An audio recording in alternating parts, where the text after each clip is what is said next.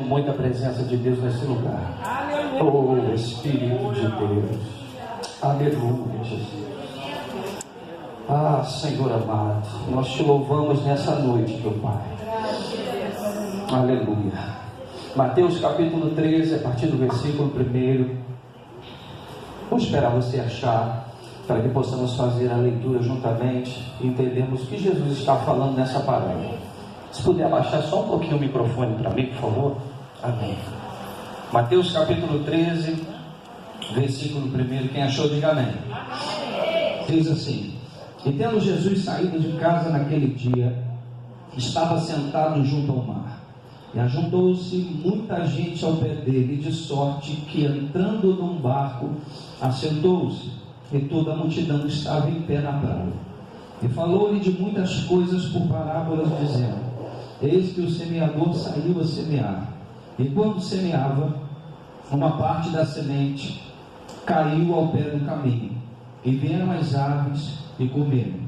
E outra parte caiu em pedregais, onde não havia terra bastante, logo nasceu, porque não tinha terra funda.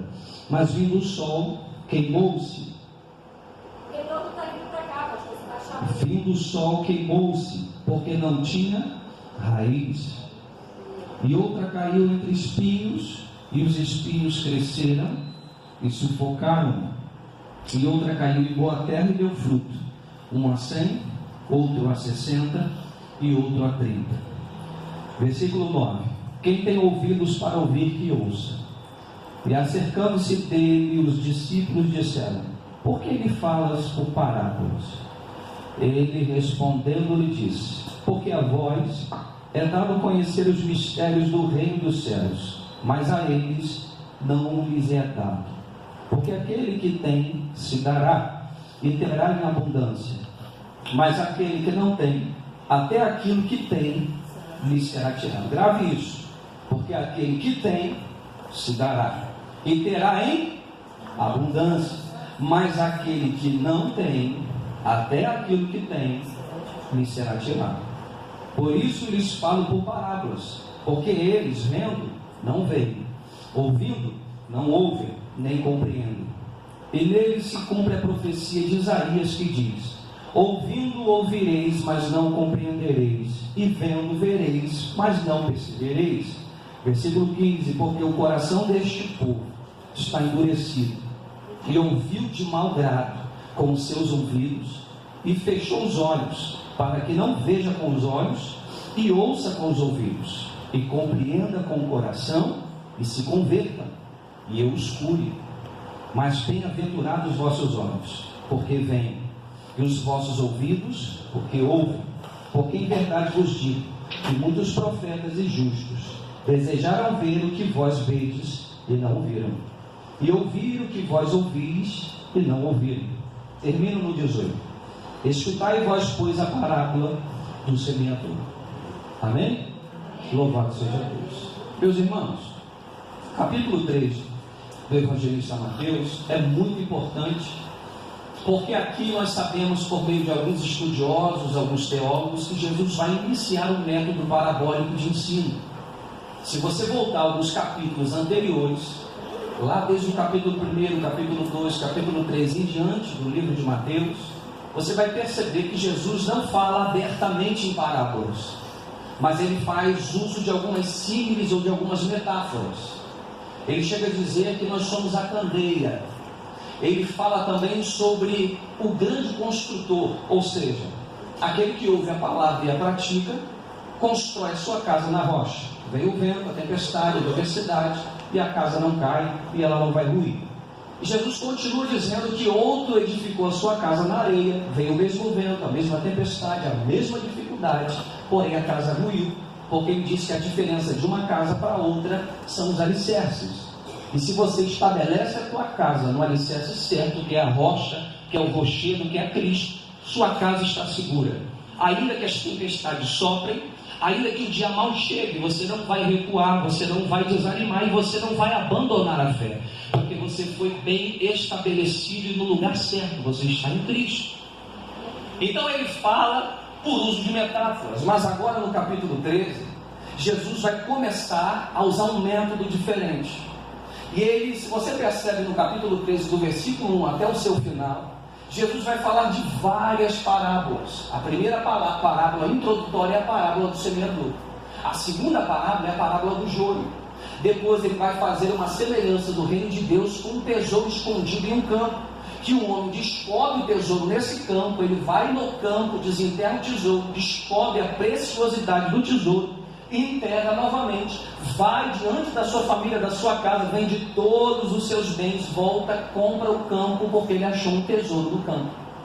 Então Jesus está dizendo que aquele que se depara com o reino de Deus, ele é tão transformado pelo mesmo, que ele é capaz de abrir mão de tudo só para possuí-lo em sua vida.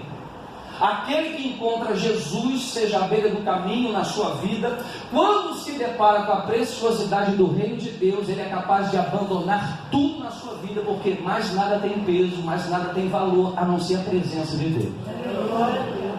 E quando ele começa o discurso parabólico da parábola do semeador, ele diz aos discípulos que perguntam a ele: por que, mestre, tu falas em parábolas às multidões?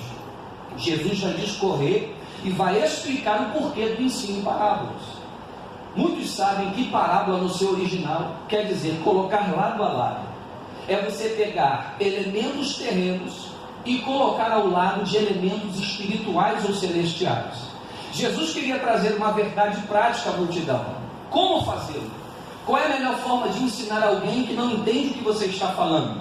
É você usar elementos que ele conhece.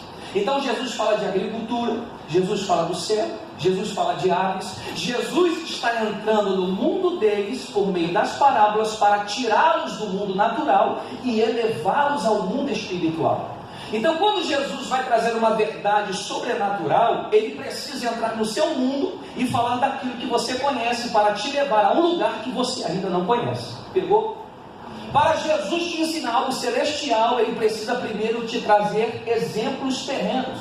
E Jesus vai fazer isso muito bem. Jesus era mestre por excelência, era um grande professor, um grande mestre. Jesus era doutor em teologia, se assim posso dizer, e sabia falar a linguagem dos doutos, dos entendidos e também dos indoutos. Jesus sabia caminhar por todos os terrenos. Ele pregava nas sinagogas, aos fariseus, aos doutores, aos escribas. Mas a partir do momento que a porta se fecha, ele é rejeitado nas sinagogas, Jesus vai para a beira-mar pregar a pescadores. Perceba que depois que a porta da sinagoga se fecha, Jesus entende: não fico onde não sou bem recebido, não permaneço onde minha palavra não é ouvida. Por isso Jesus se retira da sinagoga e vai para as multidões. Porque Jesus nunca permanece num lugar que ele não é bem recebido, que ele não é adorado, que ele não é venerado. Se Jesus chegar na tua casa, irmão, e não for bem recebido, ele vai embora no mesmo ato. Então devemos aprender a receber a presença de Deus em nossa vida. E assim vale para nós, porque Jesus enviou os 70 discípulos, e ele disse: quando vocês chegarem numa casa e houver paz, desça a paz sobre aquela casa.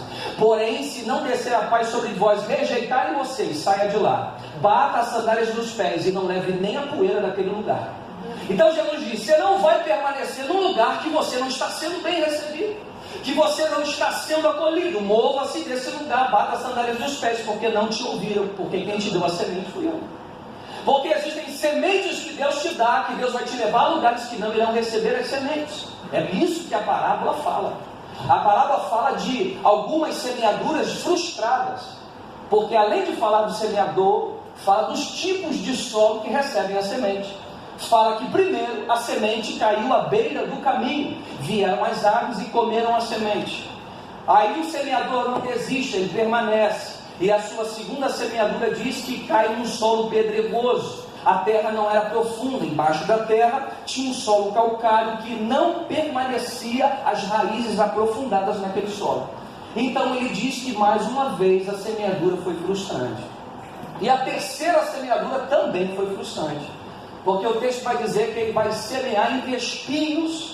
Quando ela começa a germinar, quando ela começa a ganhar uma proporção de que vai dar frutos, os espinhos sufocam, e ela vai minguar, e ela não vai produzir.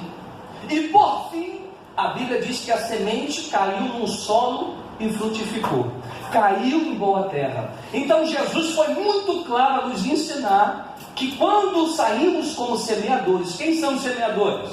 São aqueles que carregam as sementes, são aqueles que carregam as sementes das boas novas da pregação do Evangelho de Cristo. Ele está dizendo: ei, não se frustre, porque no caminho você vai encontrar alguns solos que não vão receber a semente que eu estou te dando, mas por fim haverá um solo que vai frutificar. Haverá um solo que dará fruto, haverá um solo que irá receber de bom grado aquilo que eu dei a você. Então Jesus não vai te iludir, ele vai dizer, ele vai ser bem claro e reto com você, e vai dizer: ó, vai ter frustração. Tem gente que não vai te ouvir, tem gente que você vai até acreditar, você vai investir tempo nela, mas por fim ela não vai querer isso, ela vai se desviar, ela vai voltar para o mundo e o cão vai voltar ao vômito. Então nós não podemos nos frustrar com as decepções que nós temos no caminho, porque Jesus ele era muito curado a respeito disso. Ele sabia que havia uma multidão que o seguia pelos milagres, pelas manifestações sobrenaturais, porque quando ele para, ele diz: ei, eu sou o pão da vida, eu sou a água da vida. Quando ele começa a trazer um discurso mais profundo a respeito do que ele é e do que ele representa, diz que a multidão já não o seguia. A multidão recua, a multidão se afasta. Jesus olha para os discípulos e diz: quereis vós ir também? E eles dizem: para quem iremos nós? Não para onde, mas para quem iremos? Se só tu tens as palavras de vida eterna. Então Jesus sabia: tem gente que vai andar comigo, mas tem gente que vai me abandonar no caminho. Tem gente que está do meu lado pelo que eu posso dar, mas tem gente que está pelo que eu sou. Jesus não era frustrado com isso. Quem se frustra somos nós. Quem se decepciona com os homens somos nós. É por isso que você não pode esperar muita coisa de muita gente. Espere muito pouco, que o pouco que vier, irmão, você vai se alegrar. O problema é gerar grandes expectativas nas pessoas, e quando essas expectativas não são correspondidas, você se frustra. Então qual é a ideia principal? Qual é a matemática que vai dar certo? Não gere grandes expectativas. Espere muito pouco. E quando vier, irmão, vai te surpreender. E vai vir de onde você menos espera. Vai vir de pessoas que você jamais entendeu ou compreendeu que poderiam vir e estender a mão para você. E assim nós vamos nos surpreendendo na caminhada cristã. Agora, falando de parábola, como eu disse, a parábola quer ilustrar algo espiritual usando um exemplo terreno. Não só isso. A parábola, ela tem a responsabilidade de separar o joio do trigo. De que forma? Tem gente que acha que Jesus fala por parábolas para esconder a verdade de outras pessoas. Eu vi muitos pastores e muitos teólogos dizerem, principalmente calvinistas, que quando Jesus fala por parábolas é porque a uns é dado o mistério e a revelação da pregação do Evangelho, e a outros o seu entendimento fica obscurecido, ele não compreende o que está sendo dito, por isso ele é condenado. Só que a nossa visão espiritual não é essa, e a visão bíblica não é essa. Porque quando Jesus fala às multidões, primeiro, ele quer atrair as multidões por meio de parábolas. Porque parábolas ou histórias atraem a atenção da multidão. E quando ele está falando na linguagem da multidão, a multidão passa a ouvir, então ele está atraindo as multidões. Segundo, quando as multidões estão se afluindo a ouvir a Jesus, poucos que estão no meio da multidão se dão ao capricho de entender o que ele está dizendo. Porque fariseus, escribas, doutores e até muitas pessoas da multidão ouviam Jesus pregar não para serem transformados, como diz o texto, não para se converter em Jesus os curar, mas para ver de que forma ele pregava, o que ele estava dizendo e até colocar na balança e julgá-lo pelo que ele dizia. Então entenda uma coisa, vamos para o texto, Mateus capítulo 13, acompanhe comigo aí, versículo 10. E acercando-se dele os discípulos, disseram-lhe: por que eles falam por parábolas? Primeiro, Jesus falou em parábolas para despertar o interesse da multidão e estimular a sua curiosidade. Como eu disse, se alguém quer ensinar as pessoas algo que esta não entende, deve começar pelo que entende. Segundo, essas parábolas serviriam de esclarecimento para os que crescem e buscam a verdade no seu coração, mas também traria escuridão para os desinteressados, aos que tinham preguiça de pensar. Ou seja, o método parabólico nos faz pensar. Mateus capítulo 13, no seu versículo 12 e 15, diz assim: porque aquele que tem, se dará, e terá em abundância, mas aquele que não tem, até aquilo que tem lhe será tirado. Perceba isso.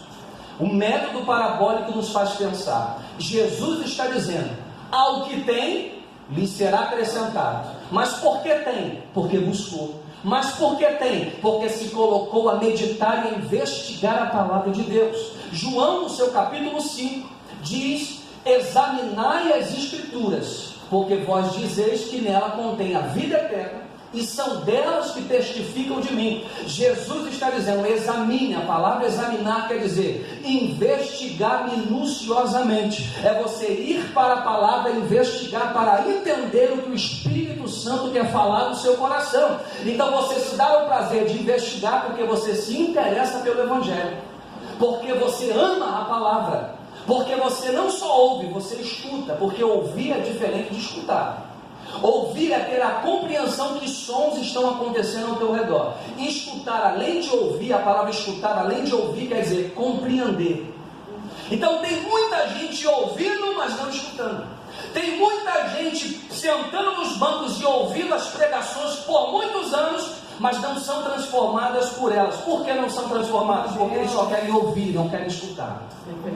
E nós passamos dias e meses e anos pregando a mesma palavra e percebendo que aquela pessoa que está ouvindo a palavra que você prega por anos não é transformada, não é curada, não é sarada. Ela permanece nos mesmos carrapichos de sempre. Por quê? Está ouvindo, mas não está escutando. Escutar é você caminhar para compreender o que Jesus está sinalizando a você. Então é por isso que quando Jesus fala por parábolas, uma multidão acaba se afastando e o seu entendimento fica obscurecido. Por quê? Eles não querem ouvir a palavra. Eles querem as manifestações. Eles querem os presentes de Jesus, mas não querem intimidade com Ele. Eles querem as mãos de Jesus, mas não querem ver a face. Então existem muitas pessoas que estão dentro dessa condição, mas o que é terrível no texto é que ele continua dizendo: porque o coração desse povo está endurecido, e ouviram de mau grado com os seus ouvidos. Eles ouviram de mau grado, ouviram, mas não queriam ouvir. Por quê? Porque a palavra não era confortável. Ouviram, mas não desejaram ouvir, porque quando a palavra veio, ela confrontou a sua estrutura. Porque o Evangelho, irmão, ele vai mexer na tua estrutura carnal. Ele vai colocar os teus fundamentos no chão para levantar novos fundamentos. Isso é muito difícil. É o que eu disse na última pregação, irmão: mudar dói demais, mas não mudar vai te matar. Então a gente paralisa no tempo e permanece com as mesmas atitudes de sempre, e nós não gozamos das bênçãos de Deus. Por quê? Deus não vai te abençoar com essa estrutura velha. Deus quer implodir a estrutura humana no teu coração para trazer uma estrutura renovada, vivificada e cheia do Espírito Santo, para te levar, irmão, aonde você nunca imaginou chegar na sua vida. É Deus poder contar com você, irmão, no chamado ministerial e te fazer passear pela terra, porque você tem uma palavra de vida e de salvação. Mas por que tem uma palavra de vida e de salvação? Porque primeiro ela confrontou o seu ser, a tua existência, te jogou ao chão com as suas estruturas e te levantou um novo homem, uma nova mulher. E o que nós fazemos aqui toda quarta e todo domingo? Destruir as suas estruturas velhas e levantar novas. Aleluia, você perdeu a oportunidade da glória a Deus. Porque nós pregamos e nos doamos e estamos aqui como os pastores para instruir você na palavra, para arrebentar com o seu velho homem, matar, sepultar ele, fazer uma cova muito profunda e te jogar lá dentro e ressurgir um novo homem a partir de você. Mas não é usar matéria-prima velha. Deus vai refazer com matéria-prima nova. Ele vai dizer: haja luz e haverá luz. Qual é o papel da pregação? Te sepultar, te matar. Enquanto você não morrer, enquanto a semente não cair no solo e não morrer, ela não pode dar fruto. Eu não vim pregar para te abençoar, eu vim pregar para você morrer. E Jesus, aleluia, ele entende isso muito bem, porque ele diz: ei, aquele que busca a sua vida aqui, ó, nesse plano natural, perder lá na eternidade. Mas quem abrir a sua mão da sua vida aqui no plano natural, vai herdar no plano espiritual na eternidade. Então nós viemos aqui fazer o quê? Morrer. Viemos aqui fazer o quê? Sepultar o velho homem que há dentro de nós. Viemos aqui fazer o quê? Ser melhores maridos, melhores esposas, melhores filhos, melhores amigos, melhores irmãos. É por isso que esse ambiente é gostoso demais de estar, irmão. Porque ao mesmo tempo que ele te abraça, ele te confronta. Glória a Deus. Dentro de um ambiente como esse, irmão, existe muita gente que permanece nele, não porque está convertido, mas porque foi aceito. Porque o mundo abortou, o mundo lançou fora, aqui você entra, até te chamam de irmão, te abraçam, te visitam. Então você diz, esse ambiente é confortável demais para estar, mas cuidado que isso pode ser perigoso, porque você pode fazer disso aqui uma extensão de alguma coisa que você idealizou dentro de você mesmo, menos a transformação genuína do Evangelho que ele tem que gerar em você. E aí você permanece nesse ambiente gostoso, tem louvor, tem pregação, tem ar-condicionado, tem esse banco gostoso, tem água gelada. Aí você diz, eu não vou embora, para que eu vou sair daqui? O mundo está me abortando. Aí quando você vem para cá, você permanece com os mesmos carrapichos. Aí quando a palavra é mais dura, ela fere a tua democracia. Porque a moda hoje é falar de democracia. Porque a gente saiu de um tempo de eleição que foi terrível. Então a gente ainda está carregando as mazelas do que foi dito, do que foi falado, do que foi pensado nesses dias. Então falar de democracia é dizer, ei, eu sou democrático. Eu vou para o culto, o pastor tem a obrigação de me servir, porque se o alimento que ele me der não for saboroso, não for o que eu espero, eu troco de igreja. Porque eu sou democrático. O que é a palavra democracia? A palavra democracia quer dizer governo em favor do povo. O governo da igreja nunca será a favor do povo. O governo da igreja é teocrático. É Deus sentando no trono e governando. O que eu sou aqui é apenas um canal. Vem do trono e eu passo para você. Se você não quiser ouvir, tudo bem. É que nem a história do irmão mais velho. O pai diz, ei, vai lá e fala para o seu irmão que ele está errado. Aí o irmão mais velho vai lá e diz, ó, papai falou que você está errado. Se você não corrigir, ele vai vir te pegar. Aí o irmão mais novo fala assim, eu não quero saber de nada. Aí você volta para o pai e fala assim, ele não me ouviu. Agora quem vai lá vai ser quem? Vai ser o pai. Eu só vim como teu irmão mais velho. Se você quiser ouvir, louvado seja Deus. Mas se tu não quiser ouvir, o pai vai vir pessoalmente a você. E quando quando o pai vier pessoalmente até você, é você e ele. Enquanto o canal está sendo eu, irmão, se arrependa. Escute o que o Espírito Santo está dizendo à igreja. Não permaneça indiferente. Não permaneça, aleluia, nessa mesma posição de sempre. Ei, Deus quer dilatar você, irmão, a partir de dentro. Deus quer fazer algo novo, de novo. Oh, glória! Porque Deus, Ele faz tudo novo de novo. O sol nunca é o mesmo sol. Todo dia o sol nasce diferente. Por mais que você não entenda isso, a palavra de Deus se renova a cada manhã na sua vida. Você diz, esse pastor está pregando a mesma palavra de novo. É porque você às vezes não mudou. E eu preciso pegar a mesma palavra e pregar de novo. E o pastor está repetindo a mensagem. É porque você está repetindo os atos. Aleluia. E aí a gente vai para o Evangelho, vai estudar a palavra, o Espírito Santo diz, essa aí tu fala, mas eu já preguei. Aí ele fala, mas a minha igreja precisa ouvir de novo. Por quê? Porque ela naquele dia ouviu, ela não escutou. Deixa eu voltar para a palavra. Hebreus capítulo 5, no seu versículo 11 e 12, continuando no entendimento da parábola. Tem gente que parava e ouvia e analisava o que Jesus estava dizendo, dizia, ele está falando comigo. E quando ele dizia, Jesus está falando comigo, ele investigava o que Jesus estava dizendo. A esses é revelado os mistérios do reino de Deus. Agora, tem muita gente que ouvia e tinha preguiça de pensar. E você acha que isso não tem no nosso meio? Tem gente que tem preguiça de pensar. Tem gente que quer o alimento preparado, batido, que é papinha. Mas olha aqui em Hebreus capítulo 5, versículo 11, diz assim, e no versículo 12 eu já disse isso, mas vou repetir de novo. Ele diz assim, do qual muito temos que dizer, vírgula.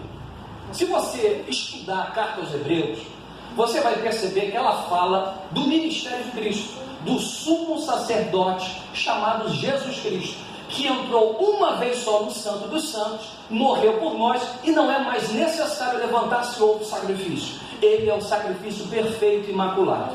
No capítulo 4, no versículo 5, o escritor à carta dos Hebreus começa a falar da grande revelação e entendimento para judeus, hebreus, que conhecem a lei e participaram de todo esse ritual religioso, que precisava se sacrificar diante do Santo dos Santos, o sumo sacerdote, por aí vai. Então, quando ele está pregando a congregação, ele está trazendo um entendimento, dizendo, ei, não é mais necessário nenhum sumo sacerdote entrar, porque Jesus já entrou. Então ele começa a trazer um entendimento espiritual muito profundo da congregação. Aí ele começa no capítulo 4, ele continua no capítulo 5, no versículo 11 ele pausa, ele coloca uma vírgula, foi o que eu acabei de ler, do qual muito temos que dizer, ou seja, tem muito mais conteúdo, revelação e profundidade a trazer para vocês. tem muito mais entendimento de Deus para a vida de vocês. Ele colocou vírgula. E ele diz, é de difícil interpretação. Por que é difícil de interpretar o que ele está dizendo? Aí ele continua dizendo, porquanto vocês se fizeram negligentes para ouvir. A palavra negligente no grego é preguiçosos. Ele está dizendo, eu quero trazer um conteúdo mais profundo, eu quero levar vocês a outro nível por meio da palavra, mas por que não posso fazê-lo? Porque vocês são preguiçosos para pensar, vocês são sonolentos para pensar. Quando a palavra é pregada, você dorme no culto. Quando a palavra é pregada, você quer tudo, menos entender a palavra. Você está pensando no feijão, no arroz, na feijoada, em tudo que você vai fazer, menos do que está sendo dito. Mas por quê? Porque talvez o profeta que esteja pregando seja conhecido do seu cotidiano, e você pode dizer, o profeta na sua casa não tem honra, então por que eu vou ouvi-lo? Eu conheço.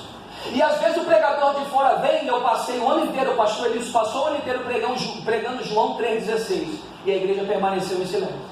Aí vem o pregador de fora, vem o grego, abre a sua Bíblia em João 3,16, aleluia, glória a Deus. Sabe por quê? Porque o profeta de casa não tem honra.